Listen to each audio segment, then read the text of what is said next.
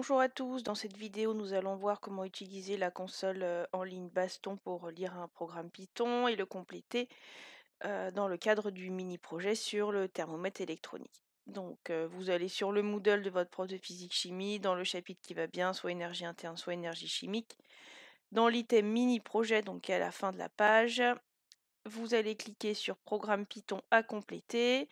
C'est ce programme qu'il faudra copier-coller dans la console en ligne. Donc vous faites un CTRL A pour tout sélectionner et un CTRL C pour copier. Ensuite, on va ouvrir la console Baston. Donc vous prenez un Google, vous tapez Baston, B-A-S-T-H-O-N, et c'est baston.fr. On va chercher dans la console Python.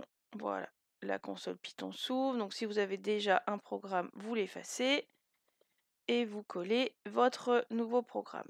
Donc voilà, le programme est collé.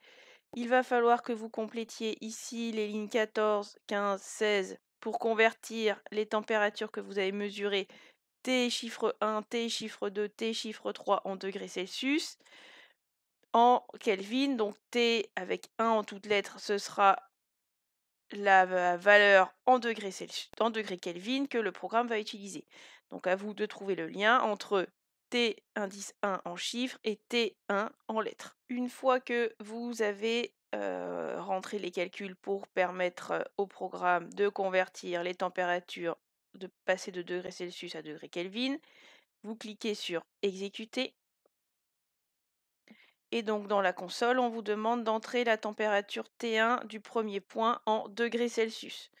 Donc c'était donc sur la glace pilée. Donc moi j'avais une température négative. Attention, dans Python, pas de virgule mais des points. Donc moi j'avais moins 0,3 degrés Celsius. Et ensuite on vous demande la résistance du premier point. Donc attention, si vous avez une résistance en ohms, il faudra convertir. Enfin non, en kilo-ohms, il faudra convertir. Donc moi j'avais 28,5 kilo-ohms. Ça va me donner 28 500 ohms. Et ensuite vous faites entrer. Rentrez vos valeurs, hein, pas les miennes. Donc et vous voyez après, vous pouvez vérifier, il vous affiche les valeurs que vous avez rentrées pour voir si c'est bien ce que vous avez mesuré. Donc vous faites pareil pour T2 et pour T3. Voilà, vous avez rentré vos trois valeurs. Le programme donc va permettre de calculer les coefficients dans l'équation qui permet de connaître la température en fonction de la résistance de la thermistance. Vos coefficients sont là.